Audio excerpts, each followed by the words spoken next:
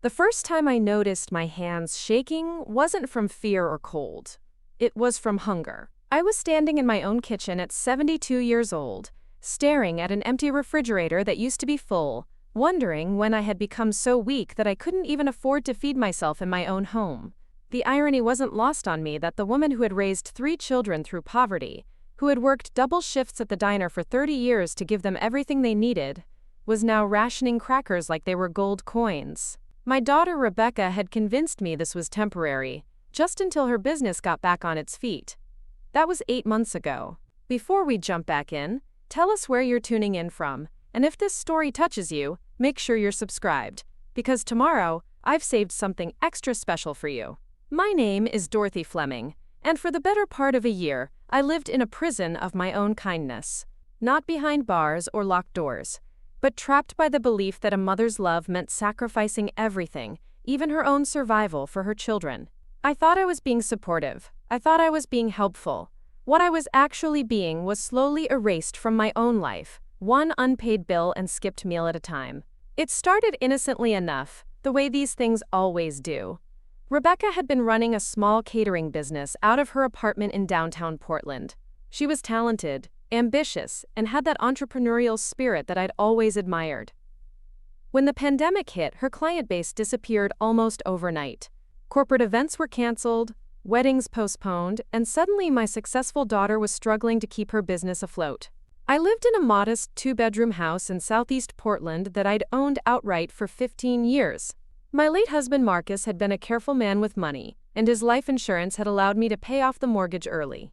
Between his Social Security survivor benefits and my small pension from the restaurant where I'd worked for 3 decades, I had enough to live comfortably. Not luxuriously, but comfortably. I could afford my medications, keep the heat on, buy groceries, and even treat myself to the occasional lunch out with my friend Gladys from church. When Rebecca first approached me about moving in temporarily, it seemed like a logical solution to both our problems. She could save money on rent while rebuilding her business, and I would have company in a house that had felt too quiet since Marcus passed 5 years earlier. She painted it as a mutually beneficial arrangement, where she'd help with household expenses, and I'd have someone around to help with maintenance and errands. The first month was actually pleasant. Rebecca cooked elaborate meals using ingredients she'd bought with her unemployment benefits, testing new recipes for when her catering business reopened. She was attentive and helpful, driving me to doctor's appointments and grocery shopping with me. She even organized my medication cabinet and created a system for my bills that seemed more efficient than my old method of keeping everything in a shoebox. But gradually things began to shift. Rebecca started managing more and more of my finances under the guise of helping me stay organized. She convinced me to give her access to my checking account so she could pay bills online, which was easier than me writing checks by hand. She took over grocery shopping entirely, saying it was more efficient for her to handle it since she was going out anyway. At first, I appreciated the help. At 72, with arthritis in my hands and knees that had gotten worse over the past year, having someone else handle these tasks felt like a blessing. The first red flag came when I asked for $20 to take Gladys to lunch for her birthday. Rebecca's face tightened with what looked like genuine stress. "Mom, money is really tight right now. We need to be more careful about unnecessary expenses." She pulled out a small notebook where she'd been tracking all our household costs. "See, between your medications, the utility bills, and groceries, we're barely breaking even. Maybe you could invite Gladys here for lunch instead? I could make something nice." I felt guilty for even asking. Here was my daughter, struggling to rebuild her career, living in my house and helping me manage everything, and I was being selfish about wanting to spend money on lunch out. I canceled with Gladys and made excuses about not feeling well.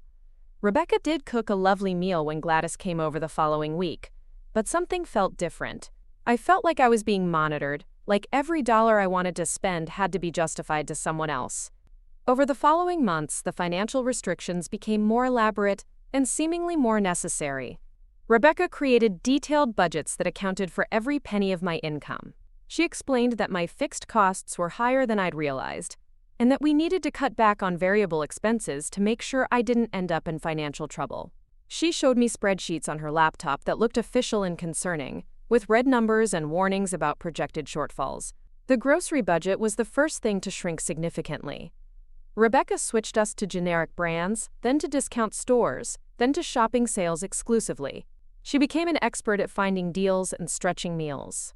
What used to be a grocery budget of $300 a month became $200, then $150, then barely $100. Rebecca assured me this was just smart shopping, that we were getting the same nutrition for less money. But I started noticing that the portions were getting smaller, and that there never seemed to be enough food for both of us at meals.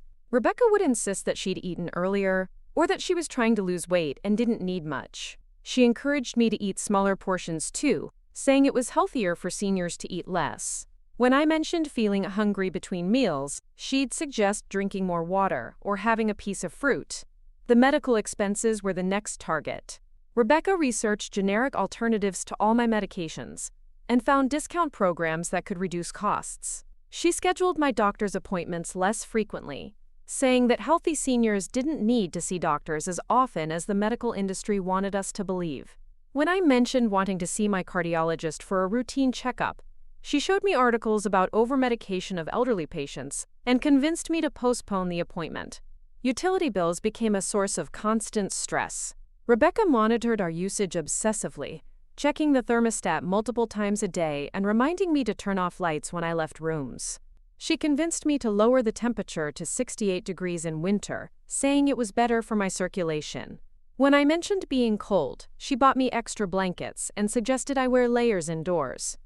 The social isolation happened so gradually that I didn't notice it at first. Rebecca discouraged me from going to my weekly bridge game at the community center, saying the gas money was an unnecessary expense and that she worried about me driving at night. She suggested I skip my monthly hair appointments and offered to trim my hair herself. Church attendance became irregular because Rebecca needed the car on Sundays for business errands. My friend Gladys called less frequently after I'd canceled several lunch dates and declined invitations to activities that cost money. When she did call, Rebecca would often answer my phone and explain that I was resting or not feeling well. She'd take messages that sometimes didn't get passed along until days later, if at all. The turning point came on a Tuesday evening in March. I hadn't eaten anything since a small bowl of oatmeal that morning, and Rebecca had mentioned that we were out of most food until grocery shopping the next day. I was feeling lightheaded and weak, so I asked if we could order a pizza or at least pick up something simple from the store. Rebecca's response was a lecture about impulse spending and the importance of sticking to our meal plan. Mom, we agreed that we'd be more. Preparing and narrating this story took us a lot of time. So if you are enjoying it, subscribe to our channel. It means a lot to us. Now, back to the story. Disciplined about our eating habits. You had oatmeal this morning. And there are crackers in the cupboard if you're really hungry. We'll go shopping tomorrow and I'll make a proper meal then. She was using the tone she'd use with a child who was asking for candy before dinner. I sat in my living room that night eating stale crackers and drinking water to fill my stomach, and finally admitted to myself what had been happening. I was starving in my own home. My daughter, who was supposed to be helping me manage my finances, had put me on a starvation budget while somehow maintaining her own health and energy. When was the last time I'd seen her look hungry or tired? When was the last time she'd skipped a meal? That night I couldn't sleep from hunger and from the realization that had been building for months. I went to my bedroom and quietly pulled out the shoebox where I used to keep important papers before Rebecca organized my filing system. Hidden in the bottom, under some old insurance documents, was my last bank statement from before Rebecca took over. I compared it to what she'd told me about my current financial situation, and the numbers didn't add up. According to my records, I should have had more than enough money to live comfortably, even supporting Rebecca temporarily. The fixed expenses she'd shown me were inflated, and there were charges on my account that I didn't recognize, cash withdrawals that I hadn't made, transfers to accounts I didn't know about. My daughter hadn't just moved into my house to save money. She was systematically draining my savings while convincing me that I couldn't afford to feed myself. The next morning, I waited until Rebecca left for what she said was a job interview. Then I called the bank and asked them to walk me through my recent statements over the phone. What I learned made my stomach turn, though it was already empty enough that there wasn't much left to lose. Over the past 8 months, more than $15,000 had disappeared from my accounts through a combination of cash withdrawals, online transfers, and charges to businesses I'd never heard of. When I asked about the account that money had been transferred to, the representative couldn't give me details due to privacy policies, but she could confirm that it was an account with Rebecca's name on it. My daughter had been stealing from me while I went hungry in my own home, and she'd convinced me it was for my own good. I spent that afternoon making phone calls I should have made months earlier. I called my doctor's office and learned that my insurance would have covered the cardiology appointment Rebecca had convinced me to cancel. I called the community center and discovered that my bridge group had been asking about me, worried because I disappeared without explanation. I called my other daughter, Patricia, who lived across the country in Virginia. "Mom, you sound terrible," Patricia said immediately. "Are you sick?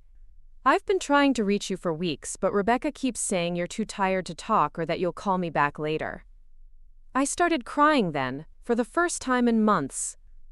Patricia listened while I told her everything about the restricted food budget, the missing money, the isolation, the way Rebecca had convinced me that I was barely surviving financially when I should have been living comfortably. Patricia was horrified, then furious, then practical. "Mom, this is elder abuse. This is what people go to jail for. You need to get her out of your house immediately, and you need to protect your remaining assets before she takes everything." She offered to fly out that weekend to help me deal with the situation, but I told her I needed to handle this myself first. When Rebecca came home that evening, I was sitting at the kitchen table with my bank statements spread out in front of me. I'd also made myself a proper meal for the first time in months, having walked to the neighborhood market and bought ingredients with cash I'd found in my jewelry box. The relief of having a full stomach gave me strength I hadn't felt in ages. "Mom, you went shopping without me?" Rebecca looked genuinely surprised. "I thought we agreed I'd handle grocery runs to make sure we stayed on budget." "Rebecca, sit down. We need to talk about budgets." I pushed one of the bank statements across the table to her. "I need you to explain these withdrawals and transfers. $15,000 in 8 months, to accounts I don't recognize." The color drained from Rebecca's face, but she recovered quickly. "Mom, those are legitimate expenses. I've been paying bills and handling investments for you. It's all documented in the system I set up." "Show me the documentation." She stammered for a moment, then shifted tactics. "Mom, I'm worried about you. You seem confused about our financial arrangements. Maybe we should have Dr. Peterson take a look at you. Sometimes cognitive decline affects financial understanding before other symptoms appear."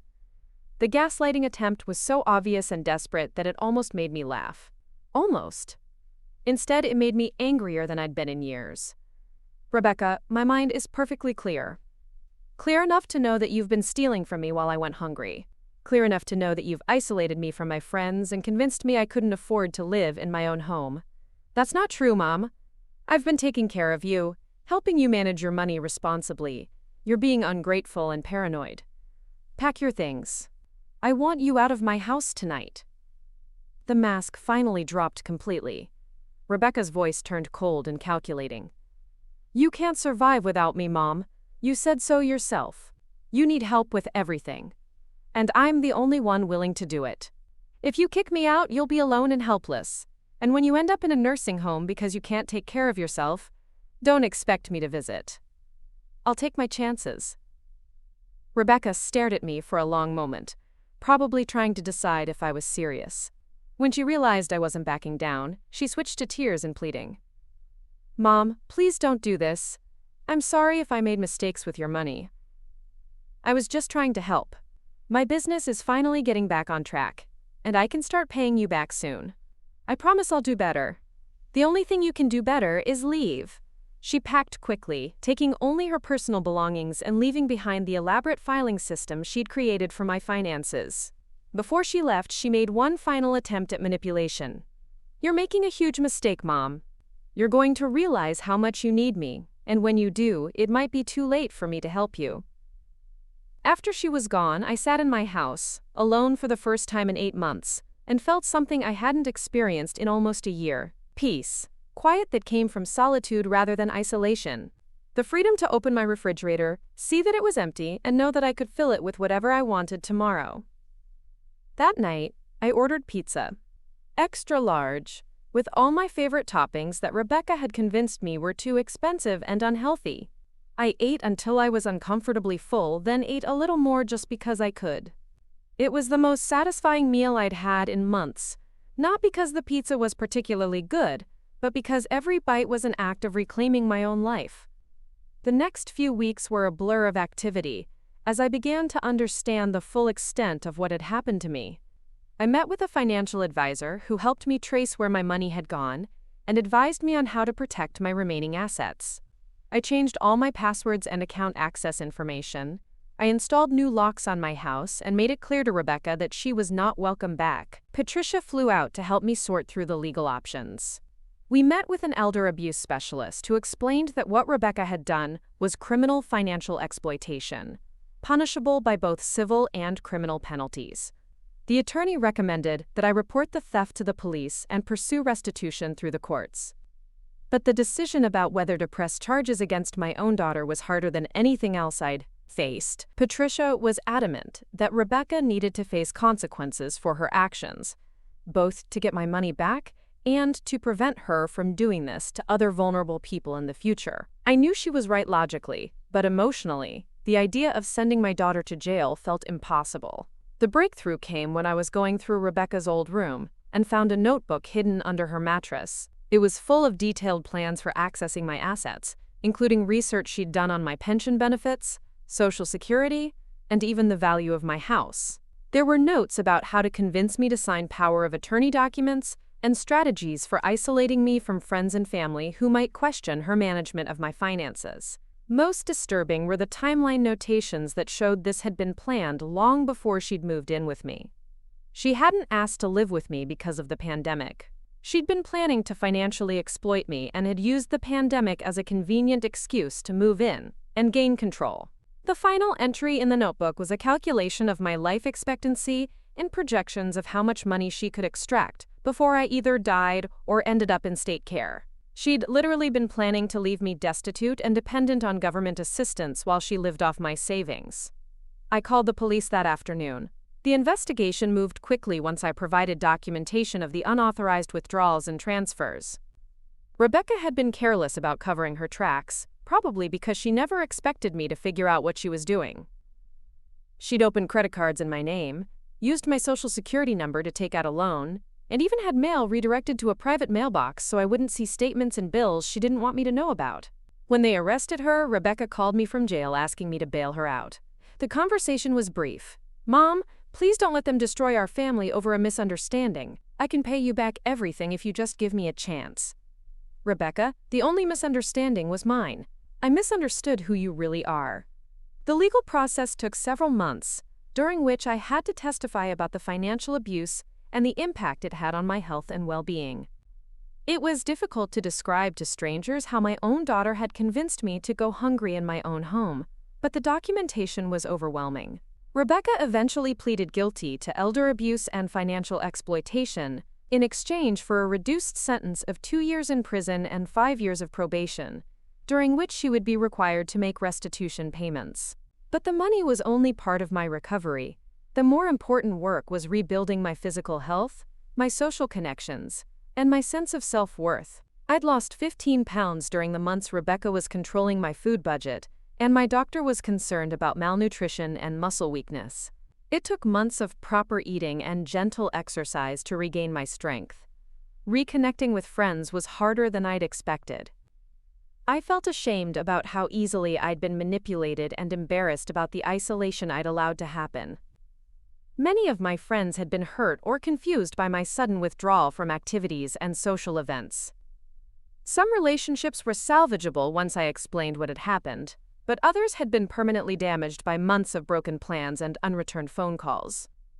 The hardest part was accepting that I'd been a victim of abuse from someone I'd loved and trusted completely. I'd raised Rebecca from birth, supported her through childhood difficulties, paid for her education, and celebrated her successes. The idea that she could methodically plan to steal from me while watching me go hungry challenged everything I believed about family, love, and human nature. A therapist who specialized in elder abuse helped me understand that this kind of exploitation often happens within families, and that the victims are usually targeted precisely because of their love and trust. Rebecca had counted on my maternal instincts and my desire to help her succeed. She'd weaponized my affection for her against my own survival. 6 months after Rebecca was sentenced, I made a decision that surprised everyone, including myself. I decided to sell my house and move to a retirement community in Arizona, near Patricia and her family. The house had too many memories of being trapped and controlled, and I wanted a fresh start somewhere I could rebuild my life completely. The retirement community was nothing like the nursing home threats Rebecca had used to control me.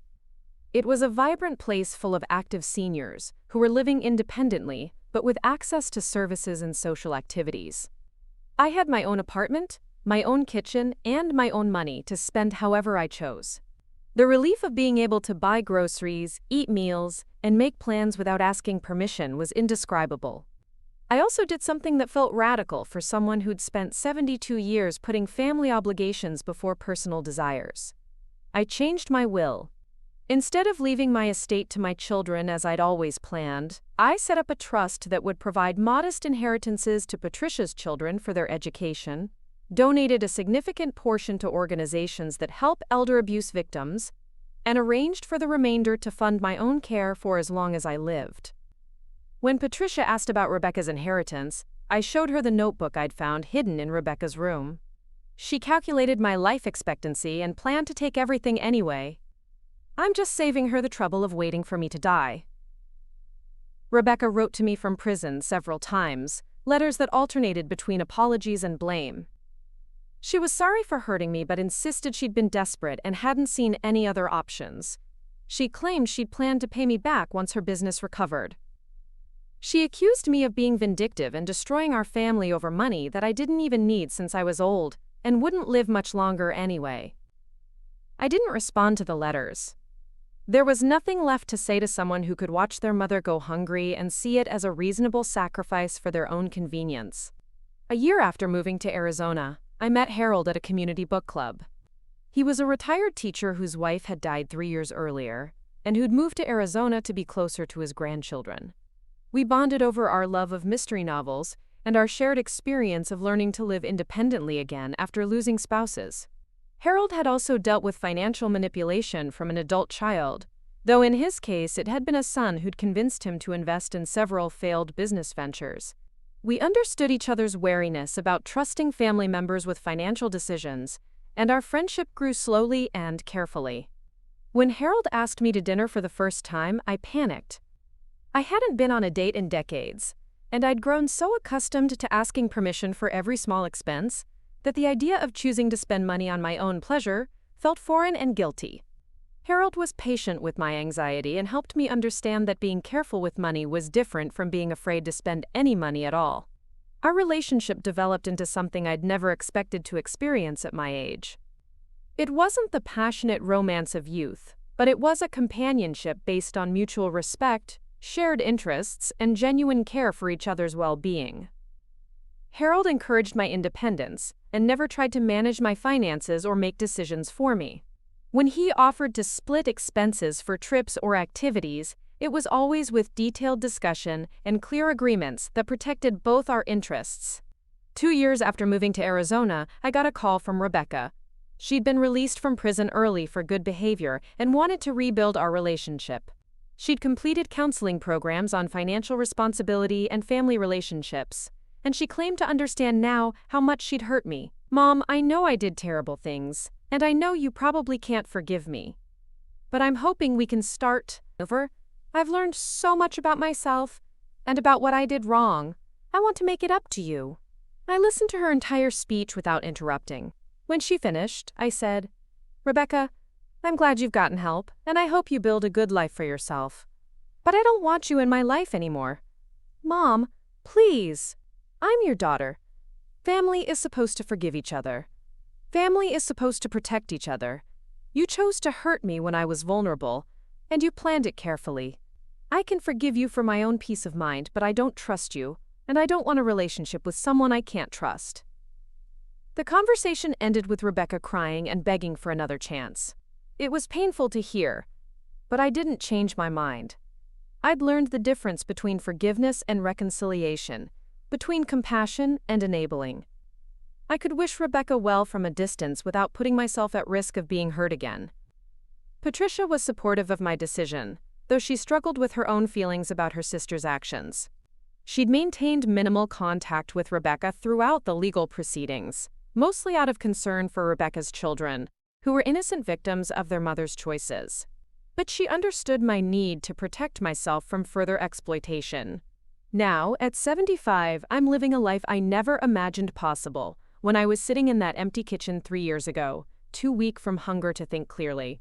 I have my own apartment filled with furniture I chose because I like it, not because it was practical or inexpensive. I eat what I want when I want, and I never count calories or skip meals to save money. Harold and I travel together several times a year, taking trips to places I dreamed about but never thought I could afford. We've been to Hawaii, Alaska, and Europe, and we're planning a trip to Australia next year. Every destination feels like a celebration of my freedom to make choices about my own life. I volunteer at a local organization that helps seniors avoid financial scams and elder abuse. It's satisfying work that helps me process my own experience while potentially protecting other people from what happened to me. Many of the seniors I work with have similar stories of being exploited by people they trusted, usually family members who justified their actions as helping or managing their elderly relatives' affairs. The work has taught me that what happened to me was neither unique nor my fault. Elder abuse is common, and it often involves financial exploitation by family members who have access to and knowledge of their relatives' resources. The victims are usually targeted because they're generous, trusting, and emotionally attached to their abusers. I also learned that my recovery was somewhat unusual in its completeness. Many elder abuse victims never regain their financial independence or rebuild their social connections. Some are too ashamed to report the abuse, while others are too isolated or incapacitated to seek help. I was fortunate to catch the problem before all my resources were gone, and while I still had enough physical and mental health to rebuild my life. The legal restitution from Rebecca has been minimal. She works part-time jobs and claims she can't afford significant payments toward the money she stole. The monthly payments I receive are small, and at the current rate it would take decades to recover what she took. But I don't depend on that money for my current life, and I've accepted that full financial recovery is unlikely. What I've recovered that's more valuable than money is my sense of agency and self-worth. I make my own decisions about how to spend my time and resources. I maintain relationships with people who value me for who I am, not what I can provide for them. I've learned to recognize manipulation tactics and trust my instincts when something feels wrong. Most importantly, I've learned that love doesn't require self-destruction. A healthy relationship involves mutual respect and consideration, not one person sacrificing their well-being for another person's convenience. Real family members don't convince you to go hungry so they can have access to your money. Patricia visits several times a year, and we've developed a closer relationship than we'd had when geographic distance and different life circumstances kept us apart. Her children, now teenagers, know me as their independent grandmother who takes them on interesting outings and treats them to experiences their parents might consider too expensive. They respect my autonomy and understand that I'm a person with my own interests and opinions, not just a source of grandmotherly services. Harold has become an important part of my life, though we've chosen to maintain separate residences and independent finances. We spend time together because we enjoy each other's company, not because either of us needs the other for survival or convenience. It's a relationship based on choice rather than obligation, and it's taught me what healthy interdependence looks like. Sometimes I wonder what would have happened if I hadn't found that hidden notebook, if I hadn't realized what Rebecca was doing until it was too late.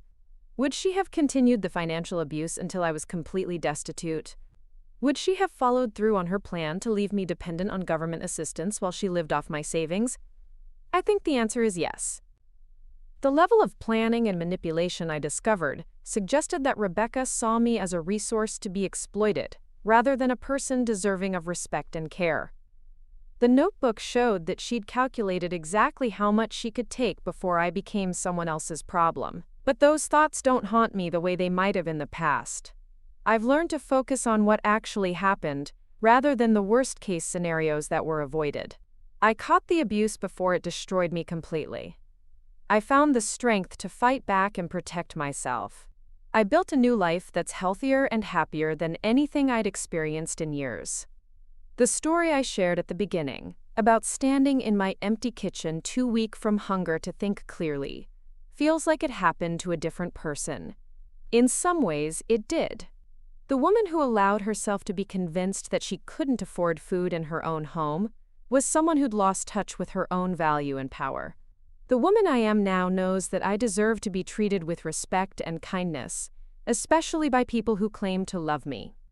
When people ask me about my experience, they often focus on how terrible it must have been to discover that my daughter was stealing from me. And that was painful, certainly. But what was worse was the slow erosion of my sense of self that allowed the theft to happen. The gradual acceptance of less food, less autonomy, less connection with friends, less control over my own life. The abuse wasn't just financial.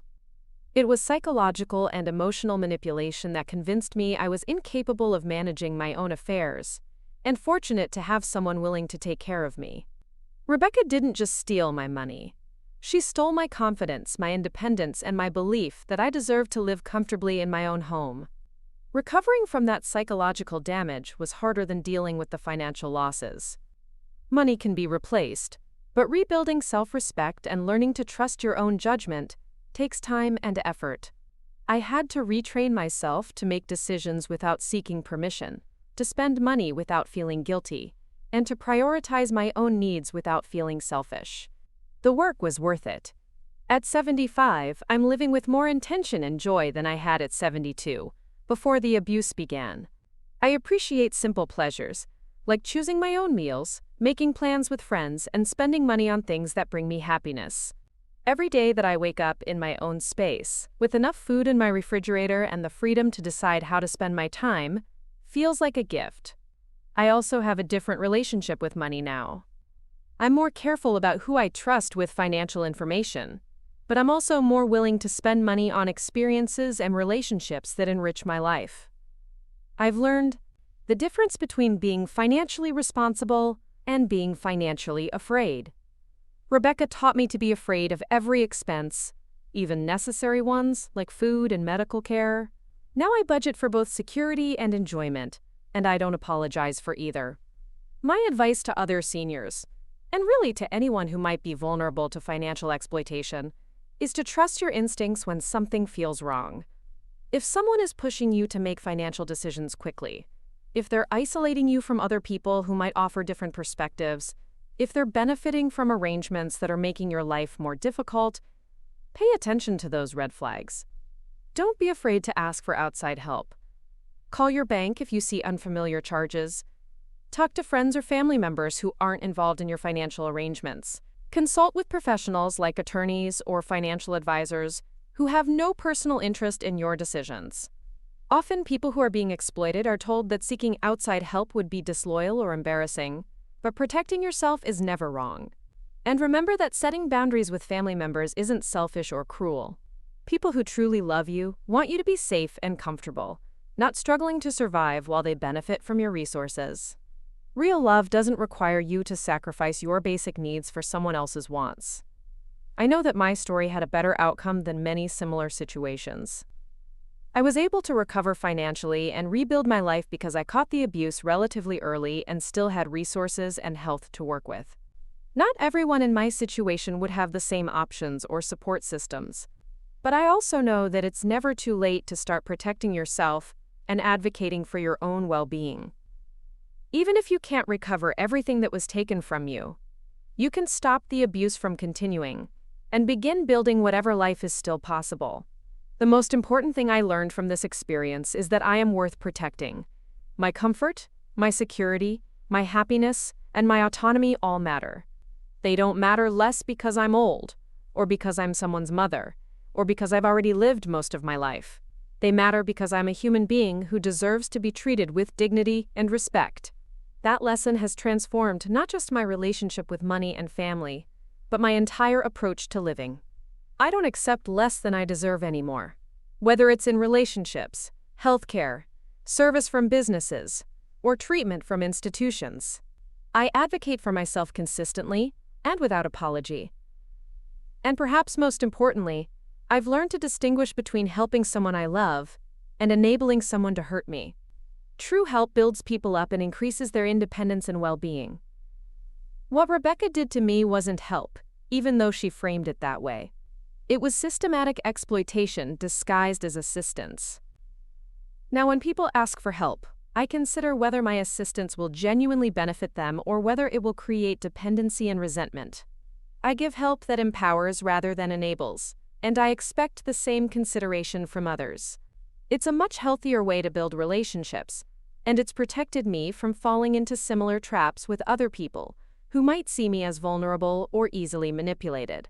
The woman who stood in that empty kitchen 3 years ago, too weak from hunger to think clearly, couldn't have imagined the life I'm living now. But she had enough strength left to recognize that something was wrong and to take the first steps toward protecting herself. That's all any of us can do when we find ourselves in dangerous situations. Take the next right step, even when we can't see where it will lead. For me, that first step was calling the bank to ask about my account. It led to a journey of recovery that included legal action, therapy, relocation, new relationships, and a complete reconstruction of my understanding of my own worth. It wasn't easy, and there were many moments when I questioned whether I was strong enough to continue fighting for my independence. But every difficult step was worth it for the life I have now. A life where I'm treated with respect, where my needs and preferences matter, where I have agency over my own decisions and resources.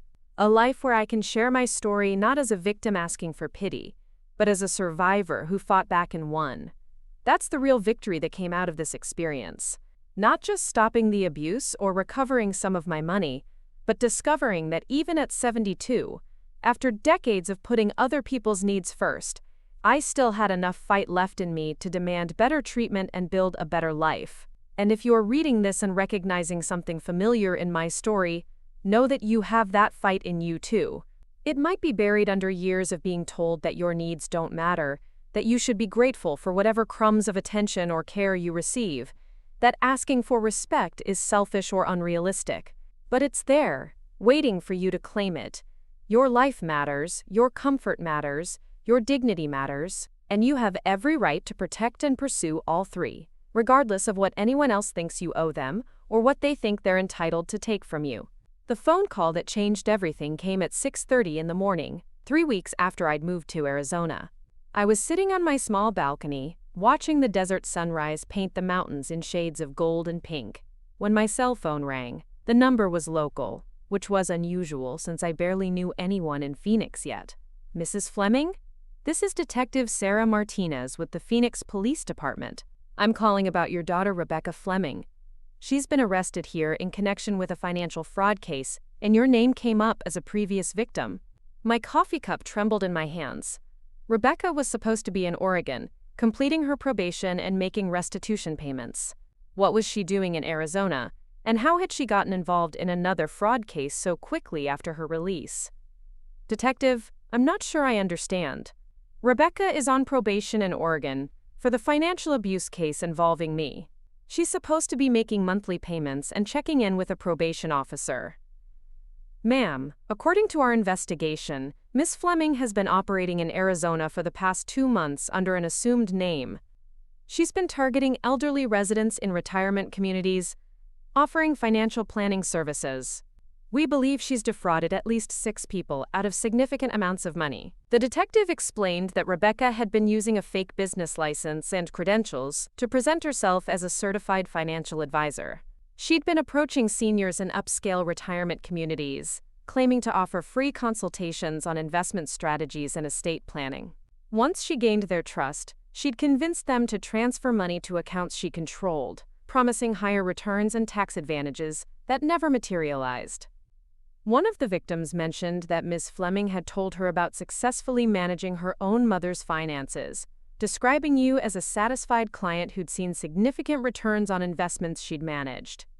When we investigated that claim, we discovered the truth about her conviction in Oregon. I felt sick to my stomach. Rebecca wasn't just continuing to commit financial crimes, she was using her abuse of me as a selling point to convince other elderly people to trust her. She was literally marketing her expertise at stealing from seniors by claiming I'd been happy with her services. Detective Martinez, what do you need from me? We'd like you to testify about your experience with Ms. Fleming, both to help with the current charges and to establish a pattern of behavior that might help us identify other potential victims. Would you be willing to come in and give a statement? I agreed immediately. The idea that Rebecca was using my story to hurt other people made me angrier than anything she'd done to me personally. At least when she'd abused me, I'd been her mother, and she could claim some twisted justification about family obligations. These new victims were complete strangers, whose only crime was being old and trusting.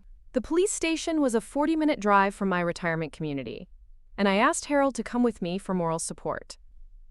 He'd heard the entire story of my experience with Rebecca, but seeing the impact on law enforcement and other victims made it real in a different way. Detective Martinez was a woman about Patricia's age, with kind eyes and a professional manner that made me feel comfortable discussing painful details. She recorded my statement about the financial abuse I'd experienced, but she also asked detailed questions about Rebecca's methods and personality that helped paint a picture of how she operated. Mrs. Fleming, based on your experience, how do you think your daughter chose her targets? What made you vulnerable to her manipulation? I thought carefully before answering. She knew I loved her and wanted to help her succeed. She also knew I was lonely after my husband died, and that I didn't have a lot of experience managing money on my own. She used my love for her and my insecurities about being capable on my own. And how did she maintain control once she'd gained access to your finances? She made me feel like I was incompetent and lucky to have her help. She convinced me that I couldn't afford basic necessities, so I became grateful for whatever she allowed me to have. She also isolated me from friends and family who might have questioned what was happening. Detective Martinez nodded, making notes. That matches what we're seeing with the current victims. Ms. Fleming presented herself as the solution to their financial worries, then gradually took control while making them feel dependent on her expertise. She showed me photographs of the other victims, and my heart broke for them. They looked like me, like Harold, like many of the residents in my own retirement community. Ordinary seniors who'd worked hard their whole lives and deserved to enjoy their retirement years without being preyed upon by someone they trusted. The good news is that we caught this relatively early, Detective Martinez continued. None of the current victims lost as much as you did, and we were able to freeze most of the accounts before all the money disappeared.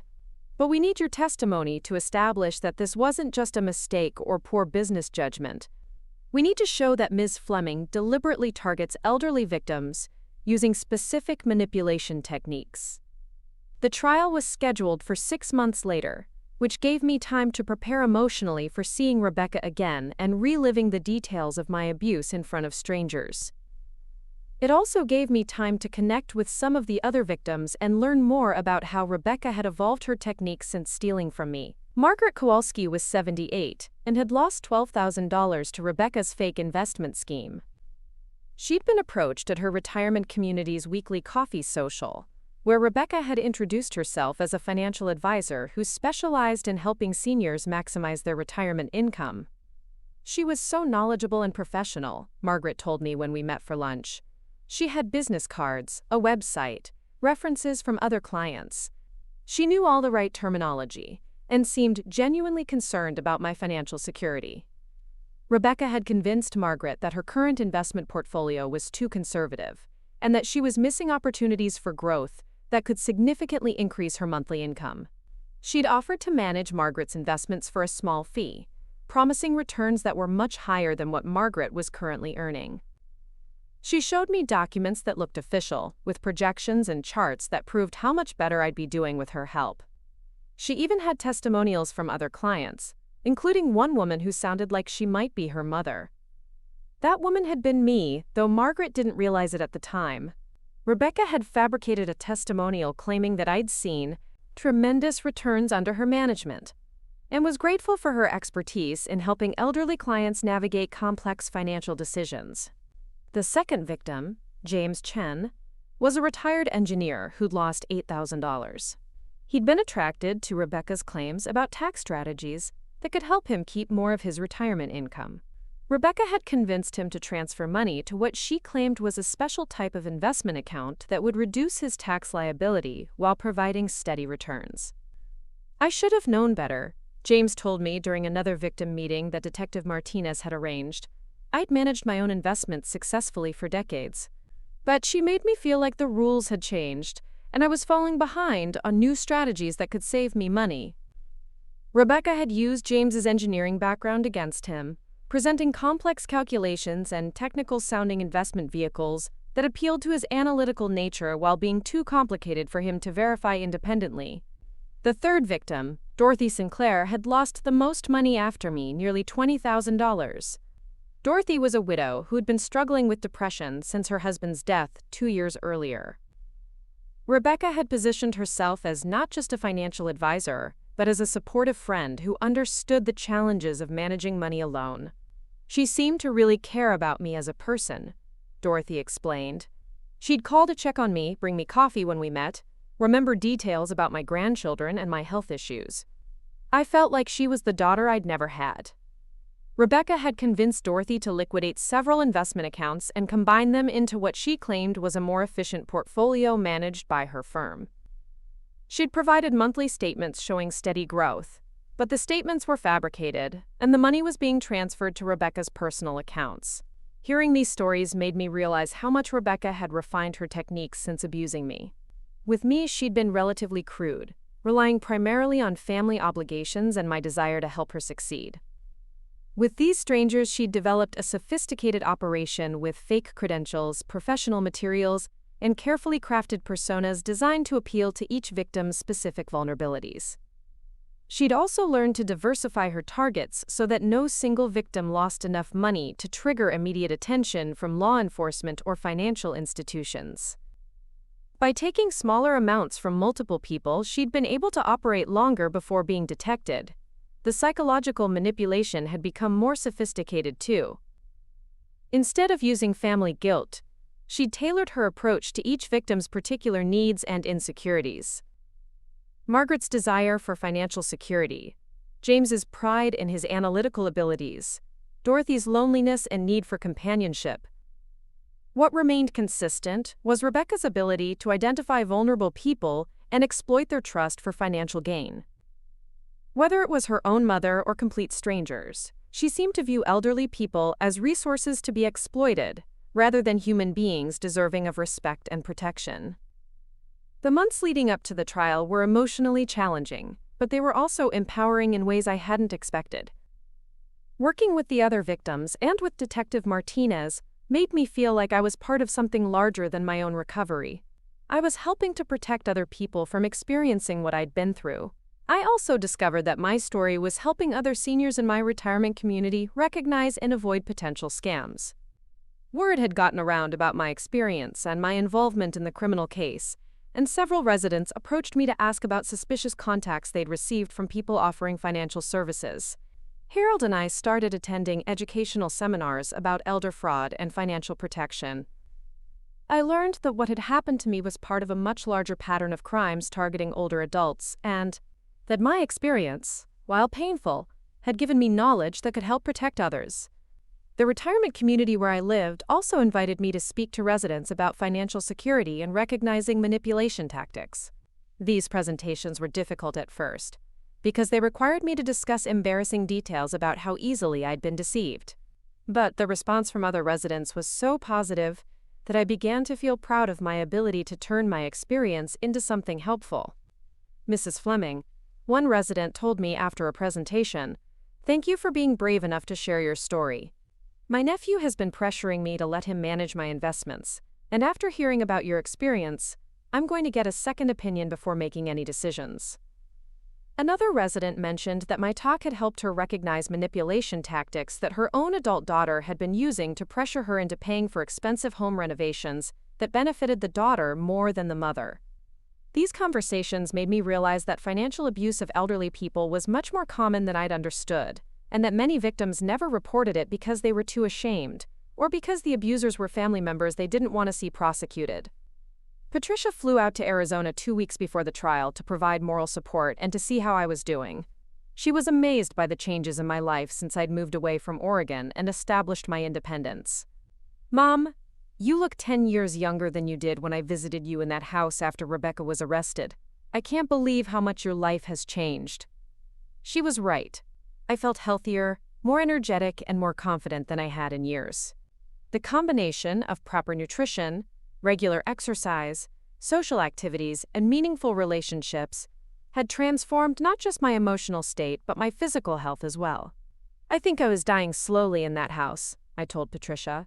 "Not just from the hunger but from the isolation and the constant stress of being controlled and criticized.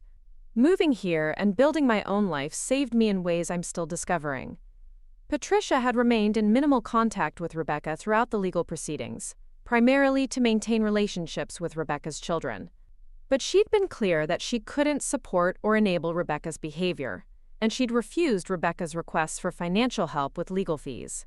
"I feel guilty sometimes," Patricia admitted. "She's my sister, and she's facing serious prison time. But then I think about what she did to you, and how she's continued to hurt other people, and I know that protecting her from consequences wouldn't help anyone." Patricia had also been dealing with her own feelings of guilt about not recognizing what was happening to me sooner. She'd known that Rebecca was living with me and helping with my finances, but she'd trusted that Rebecca had my best interests at heart. "I should have stayed in closer touch," Patricia said. "I should have asked more questions about your finances and your health. Maybe I could have prevented some of what happened." I assured her that Rebecca had been very skilled at controlling information and managing how I presented to other people. The few times Patricia had called during the worst period, Rebecca had coached me on what to say and had often taken the phone to speak for me when I seemed too tired or confused to have long conversations. "Rebecca didn't just manipulate me," I explained. "She manipulated everyone around me to isolate me and prevent people from asking questions. Even if you'd been more involved, she might have found ways to explain away anything that seemed concerning." The trial began on a Tuesday morning in late November. I'd been dreading seeing Rebecca again, wondering how I'd feel facing the daughter who'd systematically abused me while claiming to care for my well-being. Would I feel sad? Angry? Guilty about testifying against her? What I actually felt was a calm determination to tell the truth about what had happened and to help ensure that she faced appropriate consequences for her actions. When Rebecca was brought into the courtroom, I barely recognized her. She'd lost weight and looked older, more haggard than when I'd last seen her. But there was something else different about her appearance, something calculated and performative. She was dressed conservatively, almost matronly, with minimal makeup and her hair pulled back in a simple style. She looked like someone trying to appear humble and remorseful. But her eyes, when they met mine, were cold and calculating. She was still performing, still trying to manipulate the situation to her advantage. My testimony took most of the first day. The prosecutor, a woman named Lisa Rodriguez, walked me through the entire timeline of my abuse. From Rebecca's initial request to move in with me through the discovery of her theft and the impact on my health and well-being. "Mrs. Fleming, during the months when your daughter was controlling your food budget and you were losing weight due to inadequate nutrition, did she appear to be suffering from the same dietary restrictions?" "No, she did not. Rebecca maintained her normal weight and energy level throughout the period when she was convincing me that we couldn't afford adequate food. She often claimed to have eaten earlier or to be trying to lose weight, but I never saw her skip meals or appear hungry. And during this same period, what was happening to the money in your accounts? Large amounts were being withdrawn and transferred to accounts I didn't know about. When I discovered this and confronted Rebecca about it, she tried to convince me that I was confused and possibly experiencing cognitive decline." The defense attorney, a young man who seemed uncomfortable with his client's case, tried to portray Rebecca as a troubled woman who'd made poor decisions during a period of financial desperation. He suggested that her actions, while wrong, were motivated by genuine need rather than criminal intent. But the evidence was overwhelming. Detective Martinez testified about the sophisticated nature of Rebecca's fraud operation in Arizona, including the fake credentials, fabricated testimonials, and carefully planned targeting of vulnerable seniors. The other victims testified about how Rebecca had gained their trust, and then systematically deceived them about investments and financial strategies. The most damaging testimony came from a forensic accountant who'd traced the money Rebecca had stolen. Rather than using the funds for basic living expenses, as her attorney suggested, Rebecca had spent the money on luxury items, expensive trips, and investments in her own business ventures. Ms. Fleming was not using the stolen funds for necessities, the accountant explained. The expenditures show a pattern of discretionary spending on entertainment, shopping, and business investments. Meanwhile, she was convincing her mother to skip meals and medical appointments to save money. When Rebecca took the stand in her own defense, she attempted to portray herself as a devoted daughter who'd made mistakes while trying to help her elderly mother manage her finances. She claimed that the budget restrictions had been necessary to protect me from spending beyond my means, and that she'd only used my money to cover legitimate household expenses. But under cross-examination, her story fell apart quickly. Prosecutor Rodriguez presented bank records showing specific purchases Rebecca had made with my money, including designer clothes, restaurant meals, and spa treatments, all while telling me we couldn't afford groceries. Ms. Fleming, you testified that you were helping your mother manage her finances responsibly. Can you explain why responsible financial management included you purchasing a $300 handbag with her debit card while she was eating crackers for dinner? Rebecca stammered and tried to explain that the purchase had been a business expense for client meetings, but she couldn't explain why it was charged to my account rather than her own business account. The prosecutor also presented evidence from Rebecca's notebook, the one I'd found hidden in her room with detailed plans for accessing my assets. Rebecca tried to claim that the notebook was just general research about elder care financial planning, but the specific references to my accounts and timeline calculations made that explanation implausible. Ms. Fleming, this notebook contains projections of your mother's life expectancy and calculations of how much money you could extract before she would need government assistance. Can you explain how this relates to helping her manage her finances responsibly? Rebecca's answer was rambling and defensive, claiming that she'd been trying to plan for my long-term care needs. But the calculations in the notebook clearly showed plans to take money for her own use rather than to preserve it for my care. The jury deliberated for less than 3 hours before returning guilty verdicts on all counts. Rebecca was convicted of elder abuse, financial exploitation, identity theft, and multiple counts of fraud related to the Arizona victims. The judge scheduled sentencing for 2 weeks later. During the sentencing hearing, each victim was given the opportunity to present an impact statement.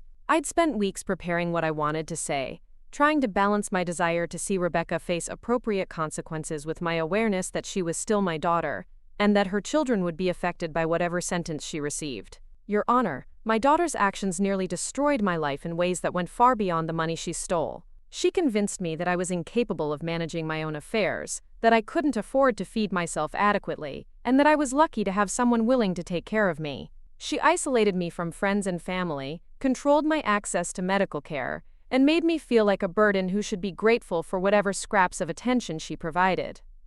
I paused, looking directly at Rebecca, who was staring at the table in front of her rather than meeting my eyes. But the worst part wasn't what she did to me. It was discovering that she'd used her abuse of me as a marketing tool to convince other elderly people to trust her with their money. She told strangers that I was a satisfied client who'd benefited from her financial management services. She turned my suffering into a sales pitch to hurt other innocent people. I talked about the impact on my health, the time it had taken to rebuild my life, and the ongoing effects of having my trust violated by someone I'd loved unconditionally. But I also talked about the positive changes that had resulted from standing up for myself and taking control of my own life. I want Rebecca to understand that her actions didn't just hurt me temporarily. They changed the course of my life permanently. But I also want her to know that I survived her abuse and built a better life than I ever thought possible. She couldn't destroy me, even though she tried. The other victims gave similar statements, describing not just the financial losses, but the emotional trauma of being betrayed by someone they'd trusted. Dorothy Sinclair spoke through tears about how Rebecca's fake friendship had made her subsequent loneliness even more painful. James Chen talked about losing confidence in his own judgment and becoming fearful of making any financial decisions. Margaret Kowalski's statement was particularly powerful. Ms. Fleming didn't just steal my money, she stole my sense of security and my ability to trust people who offer to help me. At my age, Recovering financially is difficult enough, but recovering emotionally from this kind of betrayal may be impossible. When it was time for Rebecca to make a statement before sentencing, she stood and delivered what sounded like a carefully rehearsed speech about taking responsibility for her actions and wanting to make amends to her victims. But her words felt hollow and performative, lacking any genuine understanding of the harm she'd caused. I know I made serious mistakes, and I'm truly sorry for the pain I've caused my mother and the other victims. I was going through a difficult time financially and emotionally, and I made poor decisions that I deeply regret. I hope someday my mother can forgive me, and I want to do everything possible to make this right. But when Prosecutor Rodriguez asked Rebecca specific questions about her actions, her answers revealed that she still didn't truly accept responsibility for what she'd done. She continued to frame her behavior as mistakes made during a difficult period, rather than deliberate criminal actions designed to exploit vulnerable people. The judge, a woman in her 60s who'd clearly been affected by the testimony she'd heard, delivered a sentence that reflected the seriousness of Rebecca's crimes and the pattern of behavior she'd demonstrated. Ms. Fleming, the evidence in this case shows that you engaged in a systematic pattern of financial exploitation targeting elderly victims, including your own mother. Your actions were not impulsive mistakes made during a moment of desperation. They were calculated crimes carried out over an extended period using sophisticated manipulation techniques. The judge sentenced Rebecca to 6 years in state prison, followed by 5 years of probation. She was also ordered to pay full restitution to all victims and to have no contact with me or the other victims except through the formal restitution process.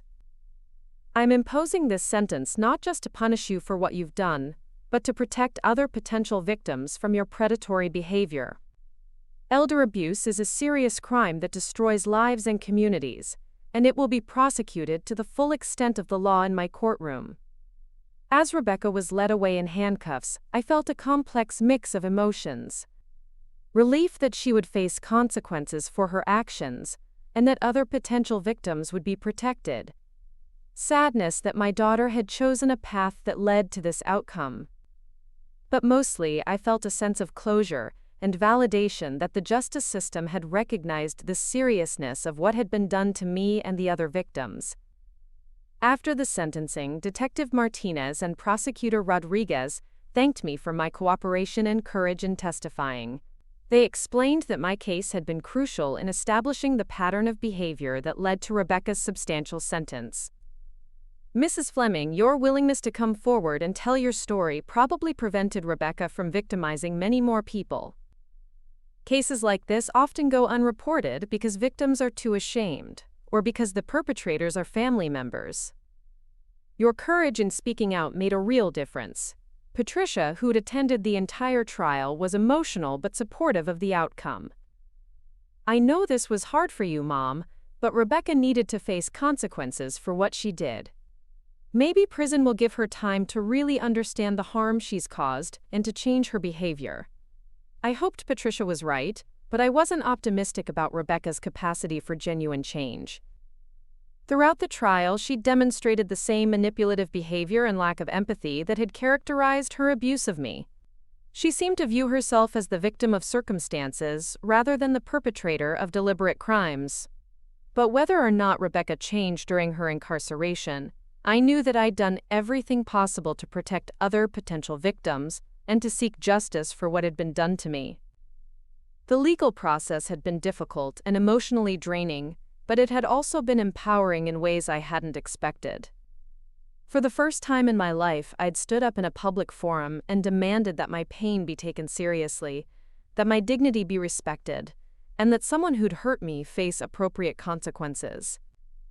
I'd refused to minimize or excuse Rebecca's behavior, and I'd insisted that her actions be recognized as serious crimes rather than family disputes or personal failures. The trial had also connected me with a community of other elder abuse survivors and advocates who were working to protect vulnerable seniors and to raise awareness about financial exploitation. I discovered that my experience, while painful, had given me knowledge and credibility that could help other people avoid similar situations or recover from them more effectively. On the flight back to Arizona after the trial, I reflected on how much my life had changed since that morning when I'd stood in my empty kitchen, too weak from hunger to think clearly. The woman who'd accepted starvation as a reasonable sacrifice for her daughter's convenience felt like a different person entirely. I'd learned to value my own well-being and to recognize manipulation tactics before they could take hold. I'd built a support network of genuine friends who cared about my happiness, rather than what I could provide for them. I'd discovered interests and capabilities I hadn't known I possessed, and I'd found the courage to speak publicly about difficult experiences in order to help other people. Most importantly, I'd learned the difference between love and enabling, between helping someone and allowing them to hurt me. Real love doesn't require self-destruction, and healthy relationships involve mutual respect and consideration, rather than one-sided sacrifice. As the plane descended into Phoenix, I could see the lights of my retirement community in the distance. Harold would be waiting to pick me up at the airport, and we'd probably stop for dinner at our favorite restaurant before going home. Tomorrow, I had an art class and lunch with friends from my building. Next week, I was starting a volunteer position with an organization that helps seniors avoid financial scams. It was a full life, a meaningful life, a life built on my own choices and values, rather than other people's expectations and demands. It was the life I'd thought I was too old to create when I was sitting in that empty kitchen 3 years ago. But I'd been wrong about being too old to start over. At 75, I was living proof that it's never too late to recognize your own worth, to demand better treatment, and to build a life that reflects your own priorities and dreams rather than other people's convenience and greed. The empty kitchen had been the end of one story, the story of a woman who'd lost herself in the needs and demands of ungrateful family members. But it had also been the beginning of another story, the story of a woman who'd found the courage to reclaim her own life and to use her experience to help protect other people from similar harm. In that second story, the story of recovery and empowerment and meaningful connection with others was still being written. Every day brought new chapters filled with choices I made for my own well-being, relationships I built on mutual respect, and opportunities to turn my painful experience into something that could benefit other people. The woman in the empty kitchen couldn't have imagined this life, but she'd had enough strength left to take the first step toward claiming it. And sometimes, that's all any of us can do. Take the next right step, even when we can't see where it will lead, and trust that we deserve better than what we've been accepting. 2 years after Rebecca's sentencing, I received an unexpected letter that would test everything I'd learned about boundaries and forgiveness. The return address showed it was from the state correctional facility where Rebecca was serving her sentence, but the handwriting wasn't hers. Inside was a letter from Rebecca's cellmate, a woman named Carmen Rodriguez, who explained that Rebecca had asked her to write because she wasn't allowed direct contact with me. Carmen's letter was carefully worded and respectful, describing Rebecca as a changed woman who spent her days in prison reflecting on the harm she'd caused and working to better herself through counseling and educational programs. According to Carmen, Rebecca had expressed deep remorse for her actions and wanted me to know that she understood the full extent of the damage she'd inflicted, not just financially but emotionally and psychologically. The letter included specific details about Rebecca's prison routine and her participation in therapy groups focused on addiction and family dysfunction. Carmen wrote that Rebecca had spoken, often about her mother, describing me as a generous and loving woman who deserved far better treatment than she'd received. Rebecca apparently spent hours analyzing her own behavior and trying to understand what had driven her to abuse someone she claimed to love. What struck me most about the letter was how different it sounded from Rebecca's courtroom apology, which had felt rehearsed and self-serving. Carmen's description suggested genuine introspection and accountability, but I found myself skeptical. Rebecca had always been skilled at presenting herself in whatever light served her purposes, and prison might have simply given her time to perfect a more convincing performance of remorse. I showed the letter to Harold and Patricia, both of whom had different reactions. Harold, who'd never known Rebecca personally, was cautious about any communication that might reopen old wounds or create new opportunities for manipulation. Patricia, despite everything that had happened, still held on to hope that her sister might genuinely change, and that our family could eventually find some form of healing. "Mom, I'm not saying you should respond or have any contact with her, Patricia said during one of our weekly phone calls. But maybe this means she's finally taking real responsibility for what she did. Maybe prison is giving her the wake-up call she needed. I understood Patricia's hope, but I also remembered the sophisticated manipulation tactics Rebecca had used both with me and with her subsequent victims. The letter from Carmen could easily be another calculated attempt to establish contact and begin rebuilding trust that could later be exploited. After several weeks of consideration, I decided not to respond to the letter. I'd built a good life based on protecting my own well-being and maintaining boundaries with people who'd proven themselves untrustworthy. Engaging with Rebecca, even indirectly, felt like a step backward toward the kind of people-pleasing behavior that had made me vulnerable to abuse in the first place. Instead, I focused on the positive developments in my life and my growing involvement in elder advocacy work. The organization where I volunteered had asked me to help develop educational materials for seniors about recognizing and avoiding financial scams. My personal experience, combined with what I'd learned through the legal process, gave me insights that could help protect other people from similar exploitation. The work was deeply satisfying in ways I hadn't expected. Each presentation I gave to retirement communities or senior centers reached dozens of people who might be better equipped to recognize manipulation tactics or seek help if they found themselves in dangerous situations.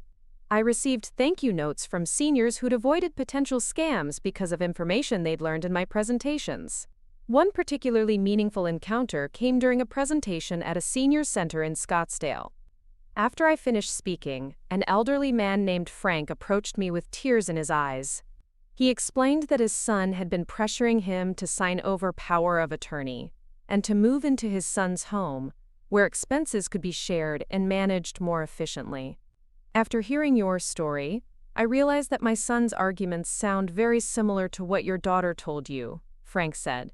He keeps talking about how expensive it is for me to live independently and how much better off I'd be if he could manage my finances and medical care. But he's also been asking a lot of questions about my investment accounts and my will. Frank decided to consult with an attorney before making any decisions about power of attorney or moving arrangements. A few months later, he contacted me to report that the attorney had identified several red flags in his son's proposed arrangements that could have left Frank vulnerable to financial exploitation. Stories like Frank's reminded me why I'd chosen to speak publicly about my experience despite the embarrassment and pain involved. Every person who learned to recognize manipulation tactics or seek independent advice before making major financial decisions represented a potential tragedy avoided. My relationship with Harold continued to deepen and evolve in ways that contrasted sharply with the dysfunctional family dynamics I'd experienced with Rebecca. Harold and I maintained our separate residences and independent finances, but we'd developed routines and traditions that enriched both our lives without creating dependency or resentment. We traveled together several times a year, always with careful planning and clear agreements about expenses and responsibilities. Harold never pressured me to make decisions quickly or to change arrangements that were working well for me. He supported my advocacy work without trying to manage or control it, and he encouraged my independence rather than trying to make himself indispensable to my daily functioning. The contrast between Harold's respectful approach to our relationship and Rebecca's manipulative control was stark. Harold wanted me to be happy and successful, even when that meant spending time or money on activities that didn't directly benefit him. Rebecca had wanted me to be dependent and grateful, even when that meant sacrificing my basic needs for her convenience. When Harold proposed marriage during our third year together, his approach reflected the respect and consideration that characterized our entire relationship. He'd been thinking about our future together and felt that marriage would provide legal protections and practical benefits for both of us, but he emphasized that he valued our current arrangement and would be happy to continue as we were if I preferred that option. "Dorothy, I love you and I love the life we've built together," he said during a quiet dinner at home. "I think marriage could strengthen what we already have and give us additional security and recognition as a family. But I don't want you to feel pressured or to worry that anything would change about how we treat each other or manage our individual independence." I appreciated Harold's thoughtful approach, but I found myself hesitant about marriage, for reasons that had more to do with my history with Rebecca than with any concerns about Harold himself. Marriage felt like a level of legal and financial entanglement that could potentially recreate the vulnerability I'd worked so hard to overcome. We spent several months discussing the practical and emotional aspects of marriage, including consulting with attorneys about prenuptial agreements that would protect both our individual assets and our children's inheritances. We also talked extensively about our expectations for how marriage would and wouldn't change our daily lives and decision-making processes. Ultimately, we decided on a simple civil ceremony with just our immediate families present. The legal protections marriage provided felt valuable, but more importantly, the public commitment reflected how much we'd come to mean to each other, and how confident we felt about our ability to maintain a healthy partnership. Patricia was thrilled about my remarriage and flew out to Arizona with her family for the wedding. Seeing my grandchildren's excitement about my happiness reminded me of how much my life had changed since those dark months when Rebecca had been controlling my access to food and social connections. These grandchildren knew me as an independent, capable woman who made her own decisions and lived life on her own terms. The wedding itself was small but meaningful, held in the community room of my retirement complex, with about 20 friends and family members present.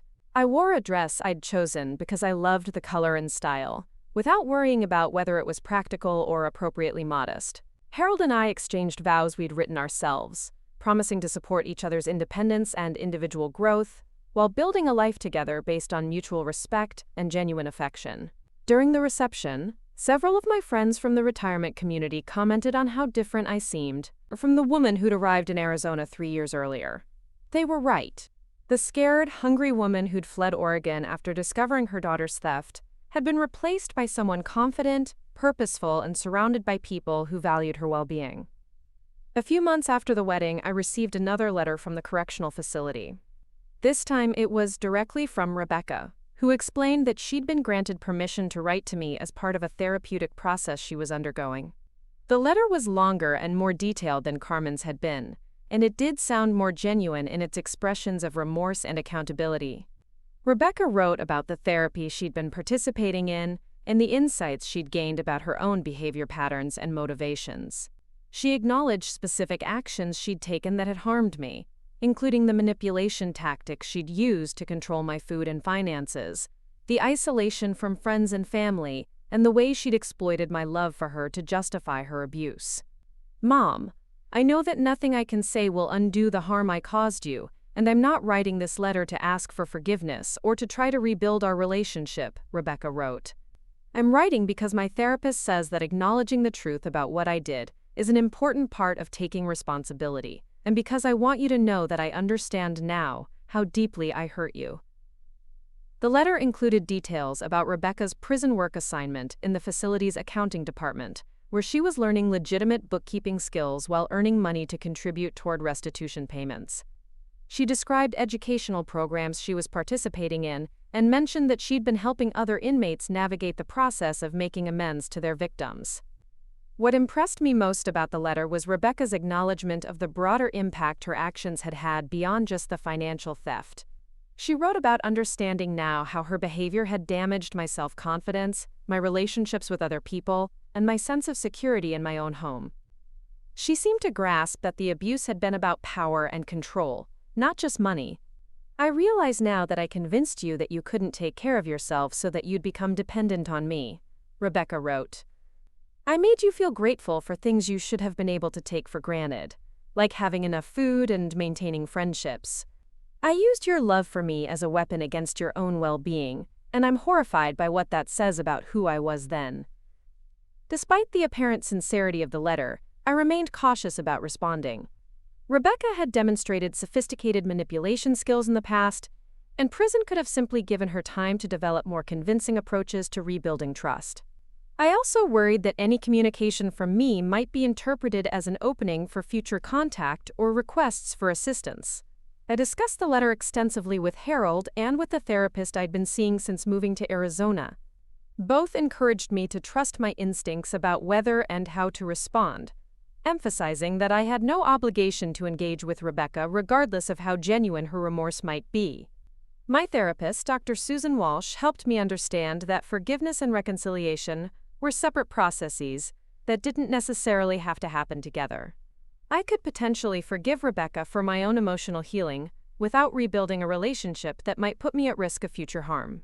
Dorothy, you've worked very hard to build a life based on healthy boundaries and mutual respect, Dr. Walsh said during one of our sessions.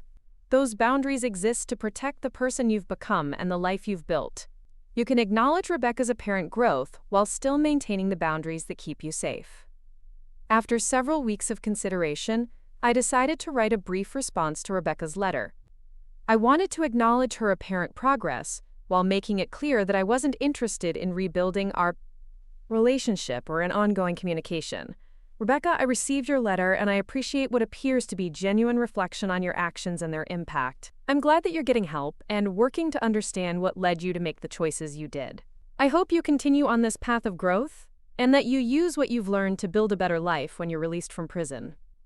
However, I'm not interested in rebuilding our relationship or in ongoing communication. I've built a good life for myself that includes protection from people who've shown themselves capable of harming me. I wish you well, but from a distance. Sending that letter felt like closing a chapter that had been open for too long. I'd said what I needed to say about Rebecca's apparent remorse, while maintaining the boundaries that protected my current life and relationships. I felt neither guilty about limiting contact nor hopeful about future reconciliation, just clear about what I needed to maintain my own well-being. Harold was supportive of my decision, and impressed by how thoughtfully I'd handled a difficult situation. You managed to be compassionate without being naive, he told me. You acknowledged her efforts without compromising your own safety. That takes wisdom that I'm not sure I would have had in the same situation. The months following my response to Rebecca passed peacefully, with no further attempts at communication from her or her representatives. I continued my advocacy work. My relationship with Harold flourished, and I maintained close connections with Patricia and her family. The life I'd built felt stable and fulfilling in ways I'd never experienced before. On the 4th anniversary of Rebecca's arrest, I realized that I rarely thought about her anymore, except when I was giving presentations about elder abuse. She'd become part of my history rather than an ongoing source of pain or anxiety. The work I was doing to help other seniors avoid financial exploitation had transformed my experience from a purely personal trauma into something that could benefit other people. That transformation felt like the final stage of my recovery from Rebecca's abuse. I'd moved beyond simply surviving what had happened to me, and had found ways to use my experience to protect and educate other vulnerable people. The empty kitchen, where my story of victimization had reached its lowest point, had become the starting point for a completely different kind of life. During one particularly meaningful presentation at a senior center in Tucson, I was approached by a woman named Helen Martinez, who looked to be about my age. She thanked me for my presentation and then asked if we could speak privately. Helen explained that she'd been experiencing financial pressure from her adult son that sounded very similar to what I'd described in my presentation. "Mrs. Fleming, my son moved in with me last year after he lost his job, and gradually he's taken over more and more of my financial management," Helen said. "At first it seemed helpful, but now I'm not allowed to spend money without his approval, and I've noticed that my account balances don't match what he tells me they should be." Helen's son had convinced her that her fixed income wasn't sufficient to maintain her current lifestyle, and that they needed to implement strict budgeting to avoid financial disaster. He'd taken control of her credit cards, her checkbook, and her online banking access, claiming that he was better equipped to manage modern financial systems than she was. "He tells me that seniors are frequent targets of scams, and that I'm safer letting him handle all the money decisions," Helen continued. "But I feel like I'm living as a guest in my own home, and I'm afraid to ask questions about my own finances, because he gets angry and tells me I'm being ungrateful." I spent an hour talking with Helen about her situation, and providing her with resources for getting independent financial advice and legal consultation. I also gave her contact information for adult protective services and for organizations that could help her regain control of her finances if she decided that was what she wanted to do. 3 months later, Helen called to update me on her situation. With the help of an elder law attorney and a financial advisor, she discovered that her son had been systematically stealing from her accounts while convincing her she was barely surviving financially. Like Rebecca, he'd been using her money for his own expenses while restricting her access to basic necessities. "Your presentation probably saved my financial security and maybe my life," Helen told me. I was starting to believe that I really was incompetent and lucky to have someone willing to take care of me. Hearing your story helped me recognize that what was happening to me wasn't normal or acceptable. Helen had successfully removed her son from her accounts, changed her living arrangements to ensure her safety, and was working with law enforcement to pursue criminal charges. Her son had initially been angry and threatening, but when faced with potential prosecution, he'd moved out and ceased contact with her. "I never thought I'd be grateful to have my son out of my life," Helen admitted, "but the relief of being able to make my own decisions again, and to eat what I want when I want it, is incredible. I feel like I got my life back." Helen's story was one of dozens of similar outcomes I learned about from people who attended my presentations or contacted me after hearing about my experience through victim advocacy networks. Each success story reinforced my belief that sharing painful personal experiences could create positive change that extended far beyond my own recovery. As I approached my 78th birthday, I found myself reflecting on the unexpected directions my life had taken since that morning, when I'd stood in my empty kitchen, too weak from hunger to think clearly. The woman I'd become bore little resemblance to the frightened, controlled person Rebecca had created through months of systematic abuse. I'd discovered capabilities and interests I'd never known I possessed. The advocacy work had led to opportunities to speak at conferences and to contribute to research about elder abuse prevention. I'd co-authored an article about financial exploitation patterns that was published in a gerontology journal. I'd served on advisory committees for organizations developing protective services for vulnerable seniors. My relationship with Harold had deepened into a partnership that provided companionship and support, without creating dependency or loss of individual identity. We'd traveled to 6 countries together, exploring places I'd dreamed about but never thought I'd see. We'd developed shared interests in photography and volunteer work while maintaining our individual friendships and pursuits. Most importantly, I'd learned to value my own judgment and to trust my instincts about people and situations. The woman who'd allowed Rebecca to convince her that she couldn't afford food in her own home had been replaced by someone who asked questions, sought independent advice, and refused to accept treatment that didn't feel respectful or appropriate. During my 78th birthday celebration, surrounded by Harold, Patricia's family, and friends from my retirement community, I was struck by how different this gathering was from family events during the period when Rebecca had been controlling my life. These people were celebrating me as an individual with my own interests and accomplishments, not just as someone who provided services or resources for other people's benefit. Patricia, now in her early 50s, had become a successful attorney who specialized in family law. She often consulted with me about cases involving elder abuse, valuing the insights I'd gained through my own experience and recovery. Our relationship had grown stronger through the adversity we'd navigated together, and I was proud of the woman she'd become despite the dysfunction in our family. My grandchildren, now in their late teens and early 20s, knew me as their independent, adventurous grandmother who'd overcome serious challenges and built an inspiring life. They'd grown up seeing me as a strong woman who made her own decisions and stood up for herself, rather than as a victim who needed their protection or pity. When people asked about my relationship with Rebecca, or whether I ever regretted pursuing criminal charges against her, I was always honest about the complexity of my feelings. I felt sad that Rebecca had chosen a path that led to prison and damaged relationships. I felt guilty sometimes about the impact on her children, who'd lost their mother to incarceration and who might struggle with shame about her actions. But I never regretted protecting myself or seeking justice for what had been done to me.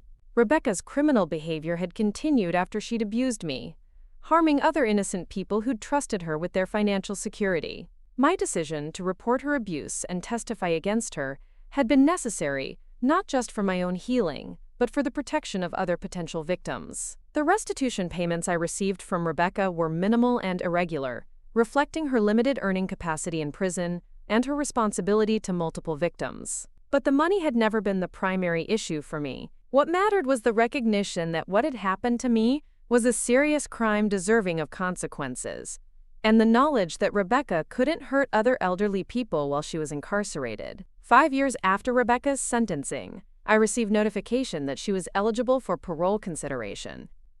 As a victim, I had the right to submit a statement to the parole board about my views on her potential release. I spent several weeks thinking about what I wanted to say and consulting with victim advocates about the parole process. My statement to the parole board was factual and measured, focusing on the impact Rebecca's crimes had had on me and the other victims, rather than on my personal feelings about her potential release. I described the sophisticated nature of her manipulation tactics and the pattern of escalating criminal behavior that had continued even after her conviction in my case. Ms. Fleming demonstrated a calculated ability to identify and exploit vulnerable elderly victims using carefully planned manipulation strategies. I wrote, "Her crimes weren't impulsive mistakes made during a period of desperation. They were systematic exploitation that continued even after she'd faced legal consequences for similar behavior." I also emphasized that any decision about Rebecca's release should prioritize public safety and the protection of potential future victims. I noted that elderly financial abuse often went unreported, and that Rebecca's victims had trusted her with their security, because she'd presented herself as someone who could help them navigate complex financial decisions. The parole board ultimately denied Rebecca's application, citing concerns about her pattern of targeting elderly victims and questions about the adequacy of her preparation for reintegration into the community. She would be eligible for another hearing in 2 years, but for now, other potential victims remained protected from her predatory behavior. Learning about the parole denial brought up mixed emotions for me. I felt relief that Rebecca wouldn't be released while she might still pose a danger to other elderly people. But I also felt sadness that she apparently hadn't made sufficient progress in prison to convince the parole board that she'd genuinely changed and could be safely released. As I entered my 8th decade of life, I found myself increasingly focused on legacy and on how I wanted to spend the years I had remaining. The advocacy work had become central to my sense of purpose, but I also wanted to enjoy the personal relationships and experiences I'd built during my recovery from abuse. Harold and I began discussing our long-term care preferences and making arrangements to ensure that we could age together while maintaining our independence for as long as possible. We'd seen too many examples of elderly people becoming vulnerable to exploitation when health crises forced them to depend on family members who didn't have their best interests at heart. We worked with attorneys to create comprehensive advance directives that specified not only our medical preferences but also our financial management wishes if we became incapacitated. We established relationships with professional fiduciaries who could step in to manage our affairs if family members weren't available or appropriate for those roles. These preparations reflected lessons I'd learned from my experience with Rebecca about the importance of having systems in place that didn't depend entirely on family loyalty or competence. Love and good intentions weren't sufficient protection against exploitation, and formal safeguards were necessary to protect vulnerable people from those who might abuse their trust. I also began working on a memoir about my experience that could reach a broader audience than my speaking presentations allowed. Writing about the abuse in detail was emotionally challenging, but it also felt empowering to control the narrative and to ensure that the story was told accurately and completely. The memoir project connected me with other elder abuse survivors who were sharing their stories through various media. I learned that my experience, while painful, had been relatively mild compared to some cases of financial exploitation that had left victims completely destitute and unable to recover their independence. Meeting other survivors reinforced my gratitude for the support systems and resources that had been available to me during my recovery. My financial situation, my health, my relationship with Patricia, and my geographic ability to relocate had all contributed to my successful escape from Rebecca's abuse. Not everyone in similar situations had access to the same advantages. That recognition motivated me to work harder on advocacy efforts that could help level the playing field for other elder abuse victims. I contributed to organizations that provided emergency financial assistance to seniors fleeing abusive situations. I supported legislation that would strengthen penalties for elder financial crimes and improve protective services for vulnerable adults. The work felt like a way to honor the woman I'd been during those dark months, when Rebecca was systematically destroying my sense of self-worth and independence. That woman had deserved better treatment than she'd received, and she'd found the strength to fight back when fighting seemed impossible. She'd saved not just her own life, but the lives of other people who might have become Rebecca's victims if the abuse had continued. On quiet mornings when I sat on my balcony watching the Arizona sunrise, I sometimes thought about that empty kitchen in Oregon, where my journey toward empowerment had begun. The woman who'd stood there, shaking from hunger and fear, couldn't have imagined the life I was living now. She couldn't have pictured herself speaking confidently to audiences of hundreds, traveling internationally with a loving husband, or contributing to research that might protect other vulnerable people. But she'd had enough strength left to make the phone call that started her recovery. She'd trusted her instincts that something was wrong, even when someone she loved was telling her that her suffering was necessary and appropriate. She'd refused to accept that starvation and isolation were reasonable prices to pay for family loyalty. That woman had saved my life by refusing to disappear completely, even under the pressure of systematic psychological abuse. She'd preserved just enough sense of self-worth to recognize that she deserved better treatment, and she'd acted on that recognition despite the personal cost involved. Now, as I approached 80 years old, I wanted to honor her courage by continuing to live boldly and purposefully. I wanted to make choices based on my own values and interests, rather than other people's expectations or demands. I wanted to use whatever time I had left to contribute something meaningful to the world, and to enjoy the relationships and experiences I'd fought so hard to reclaim. The empty kitchen had been the setting for the end of one story, the story of a woman who'd lost herself in the needs and manipulations of an ungrateful family member. But it had also been the beginning of another story, the story of a woman who'd discovered her own strength and used it to build a life worth living. That second story was still being written, filled with chapters about love that didn't require sacrifice, about boundaries that protected rather than isolated, about using painful experiences to create positive change in the world. It was a story about proving that it's never too late to start over, to demand better treatment, and to build a life that reflects your own worth rather than other people's convenience. And as I looked toward whatever years remained ahead of me, I knew that the best chapters of that story were still to come. Up next, you've got 2 more standout stories right on your screen. If this one hit the mark, you won't want to pass these up. Just click and check them out.